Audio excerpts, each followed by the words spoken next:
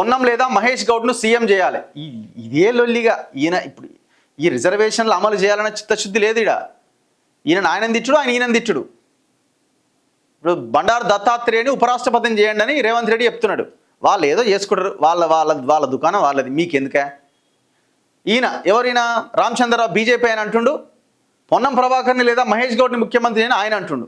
చేస్తారా వాళ్ళు? మరి మీది మీరు చూసుకోరాదు చక్కగా. మరి ఆడ ఉన్న బండి సంజయ్ బీసీని ఎందుకు ఆ రోజు అధ్యక్ష పదవి నుంచి తొలగించారు మీరు?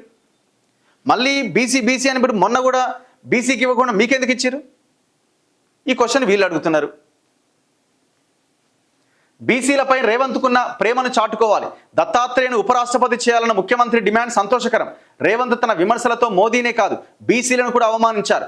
బండి ఈటల వివాదం సమసిపోతుంది. బీజేపీ రాష్ట్ర అధ్యక్షుడు రామచంద్రరావు ముందు మీ నాయకుడిది ఏ కులమో చెప్పండి. ప్రధాని మోదీని కన్వర్టెడ్ బీసీ అంటావా? సీఎం వ్యాఖ్యలకు కిషన్ రెడ్డి కౌంటర్. ఇట్లా బీజేపీ వర్సెస్ కాంగ్రెస్గా రాజకీయం రంజుగా నడుస్తున్నది. ఇది కేవలం ఓట్ల కోసం మాత్రమే. ఈ ట్రాప్లో మనం పడొద్దు.